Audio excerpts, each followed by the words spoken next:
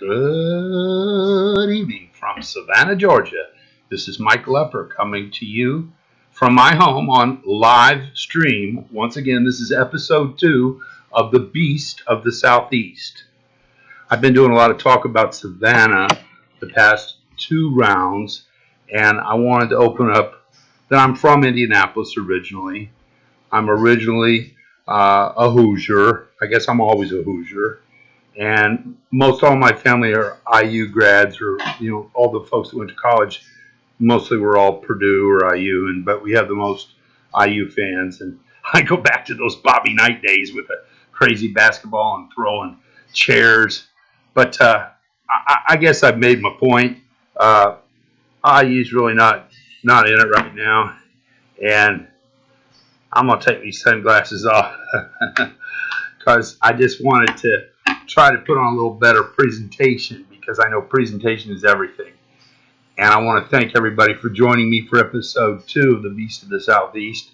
Yesterday's episode was an absolute disaster, and I apologize. There were issues that we don't know about. We're learning. My son Andrew and I are doing this as a project. And yesterday didn't come out real well, and I'm hoping this one does better. I wanted to dress the part a little more. I'm still not well, folks. I don't want to do any poor, pitiful me's crying or anything like that. The fever's down. I'm still on the oxygen, getting better, off the steroids. And I wanted to talk to you about the season that we're in a little bit, if I may, if you'll allow me to. I don't want to discuss politics tonight. We've talked a lot about politics.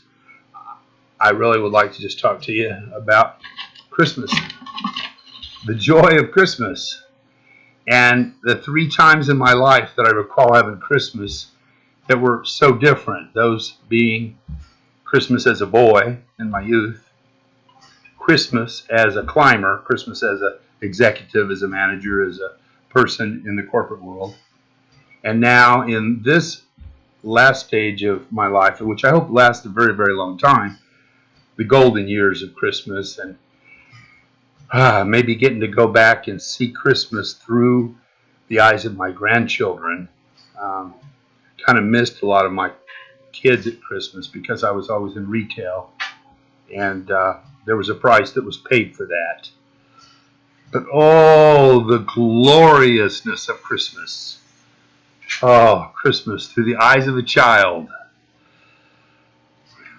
I remember when I started out, excuse me, as a young boy in the Catholic schools, and I was attending the 1st grade, and I had Sister Mary Agnes, and she taught all of us young kids about the birth of Jesus and Mary and Joseph and Jesus and the travels they made and how they were turned away, and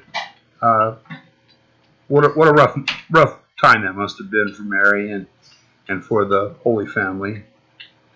And what Sister did to illustrate her point, which I thought was kind of curious, and some of you are saying this is really boring. Yesterday we had viewers on 3 continents for the first time. One on Panama, who was with us about a minute and a half, and we had someone down in South America that was with us a full 15 minutes, and we did get a couple of likes, and I thank you for that. Please give us likes and comments and subscribe to this. This is a live cast. I don't practice, don't have a bunch of notes, or never a hidden agenda. But I'd like to make something of this. Back to Sister Mary Agnes in my 1st grade. Each one of us would come in, and for a penny, you could buy a straw. And of course, the manger scene, Jesus Christ was, put to bed in a little manger. There's that feeder for the animals. It's got straw in it. So Sister would have us bring a penny in, and that's back when a penny was a penny. You could get penny candy, lots of candy for a penny. And we each got a straw for a penny, and we could take and very carefully learn to write our name on the piece of straw. So it was a multiple accomplishment in that she was teaching us about Jesus and that he was in straw, and also teaching us how to write very meticulously on these little pieces of straw, and then each day each child would add some straws. And as we moved through the Advent season, shortly before it ended being we got released for Christmas for the break. Then someone came up and pulled one of the straws, just like he pulled a winning ticket, and whosever name was on that straw got the box of chocolates. And Mike Lepper got the box of chocolates. It was really big stuff. I was in the first grade, and I was poor, and I got the chocolate. And I always remembered Sister Mary Agnes doing that, and I thought that was kind of a sweet thing. Taught us a lot how to draw on straws. But also, I think Sister might have been preparing us for bingo games and God knows what. We might be in all kind of raffles in the future. But Sister's heart was in the right place. You know, I think about those nights when I was a boy, laying awake in bed, trying to get to sleep, thinking about Santa Claus coming. I could always hear those sleigh bells. It seemed like I could see a little light shining across the sky with the reindeers. And finally, like a lot of little kids all over the world, I wasn't so special, but it's a great piece of magic. And I loved Christmas so much as a child.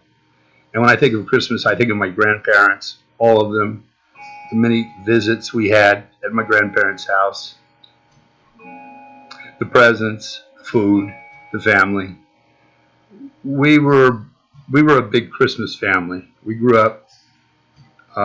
Santa Claus was a big deal, and baby Jesus was a big deal, and we really enjoyed the Advent season, and particularly, as a young person, selfishly, kind of just enjoyed a whole lot about Santa Claus arrival and all the goodies. And we were sort of poor, and I was sort of extra special because somehow, some way, my folks scraped and scratched and came up with a way to make sure we had Christmas. And I think that probably fits a lot of people. It's a very good thing. The true story of Santa Claus, he really was a guy.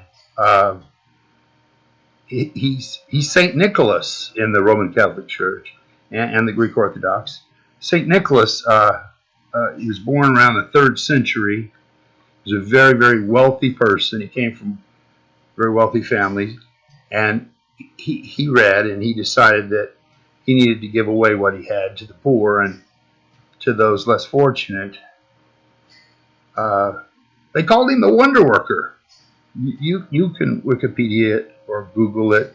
I don't really have any real notes or anything, but they called him the Miracle Worker. And he would go around, and at Christmas time he would leave clothing and toys and things that were needy and made quite a difference. It was over in that area that was then Greece, that's now in Turkish territory, and that was good old Saint Nick. And like I say, he was wealthy, and he became a priest. He became a Roman Catholic priest, and later he was ordained to bishop. And his generosity was amazing. And to this day, the spirit of old Saint Nick lives on. Jingle bells, jingle all the way. Gosh, it's a shame we can't keep our innocence and our childhood forever. It's a shame we have to learn things aren't always what we were taught they were to be, and that a lot of good things come to an end. And sometimes, I think about the many glorious Christmases with my grandparents and my aunts and uncles and cousins and all the different ones that melded together and became a family. And now I'm going to switch to a second part, if I may. And this is not to put a damper on Christmas, but this is a reality. The Grinch. The years of chasing money. The years that I was career bound, that I was a salesman and a store manager and a district manager and a regional vice president and a corporate vice president, and the various steps I took from being a small boy at Bear's Clock Shop and Jewelers when I was 10 all the way through being a corporate vice president on the New York Stock Exchange with Freedman's Jewelers, headquartered here in Savannah, Georgia. The corporatism, greed. Uh, gosh, I really have a great disdain for Black Friday. I'll never forget the hours that retailers ask their people to put in during the holiday season. And it's amazing how many times people can get promoted to management positions so that they be placed on a salary and worked 70, 80 hours a week. And I haven't named any companies' names. I had the privilege to work for a lot of really good companies and learn from a lot of really wonderful mentors. So I'm truly a blessed man. I know my industry. But I know what, my back hurt so bad, and my feet, they hurt so bad, and so did those backs and feet of my employees and my cohorts. Sometimes you have great days and you just love sharing Christmas with the public, and really taking that extra time to wipe that fingerprint off of that piece of jewelry and put it in a nice gift box and beautifully wrap it and just get all the corners perfect. And just take such pride in making it a special gift. And they're so thankful. And then, there's those times that no matter how hard you try, somebody's going to be very rude with you, and they're all about the money, and they're all about the big rush. And it can be pretty exasperating. I remember the year in Maryville, Indiana, up in Chicagoland, when I was managing J.B. Robinson Jewelers. And my wife came to pick me up from work. We only had one car then. Caitlin was just 1 year old. And I was the store manager there. I'd been moved to the Chicago area. Needed to get out of Indianapolis, and I needed to see a bigger city. And I had a lot of multitasking to do, for those of you that know me. Wow. They were really mean up there. Not everybody. Everybody's inherently good, but there was just a large concentration of really angry people. Just too much traffic, not enough parking places, and somebody threatened to beat my wife up over a parking place. And then there's the corporatism, the quotas, more this year, more next year, more. When's enough? Open up early at 6 in the morning. Nobody's going to come. You're beat up, tired, and you're not getting closed till 10, 11 o'clock at night. My heart's going out to all the retailers out there that are online with me. And also, I want to say to all the old beasts of the Southeast, join in, please. Find me. I've been trying to reach out to you. I know that a lot of that group, that they remember, when I was running.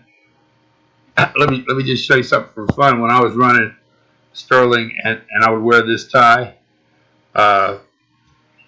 we had Orlando and we had Jacksonville. I told you guys about that yesterday. See the corporatism of the Mickey Mouses freaking out. You see the dollar signs up at the top, and that's kind of how it is for a lot of people that are trying to get through Christmas. A lot of demands and a lot of hard hours, and somewhere you just stop humming Christmas songs, and somehow something just kind of gets lost. You're so busy putting on a good Christmas for your kids and trying to do good for mom and trying to do good for your siblings and all the people. Your wife, of course, your wife. My wife always got wonderful Christmas gifts, always lots of jewelry. Quotas, targets, goals. Some folks just missed what Christmas was all about. It all just became so greedy. But thank God the children really didn't know. We managed to keep that from them. Thank God for Christmas trees. And make your Christmas a really special Christmas this year. Be sure to get your tree up. Andrew got our tree up tonight. Tomorrow, the twins are coming to my house to trim the tree. We're going to even get some pine saw spray to give the room a little scent of pine, from the Christmas tree. And maybe if it cools down right now, we're having unseasonably warm weather here in Savannah, Georgia. But we do have a fireplace, and it would be nice to hear the crackling of a fireplace. Those of you up north, back where I'm from, Indianapolis, I know you're all snowed up. Enjoy that crackle, that fireplace, and And I want to make today the beginning of a new kind of Christmas for me. I spent a lot of years working real hard and falling asleep while the kids were unwrapping the presents. And I want to say thank you to all the beasts of the Southeast that helped me. I want to ask you to join me and find me and join us here on this podcast and give me a like or give me a note. Brian Land, where are you? Brian Land in Jacksonville. Tom Meyer, I need to hear from you. You know, there's just so many of you. Dave Smith, Don Hallenbach. I'm not even naming the Freedman's people right now. I'm talking about the old Sterling crowd, the beast of the Southeast, based in Jacksonville. I miss all you people. Good folks. Golly, gee, we made a ton of money together, and those were back when the days when you could make a buck. But we paid for it with our backs and our feet, and you know what? Now at this last stage of my life in this era, I want to see my children enjoy going to grandma and grandpa's house. Now over here we don't have a grandma. Susan's gone, but they got a lot of grandmas, and I look forward to them having fun over at Papa's house and seeing Christmas through their eyes. And I'd like to maybe get Caitlin to bake some gingerbread boys and have that smell of gingerbread in the air, you know, kind of like, oh, wow, what's that smell? And have a bunch of lights up and stuff, because I've been a little depressed the last few years. This is it. This was not for me. This was for the kids. And I ask you to make it great for your kids and have a Merry Christmas. Remember the reason for the season. It's a great season. And go ahead. Just believe in magic one more time. I believe in magic. Merry Christmas.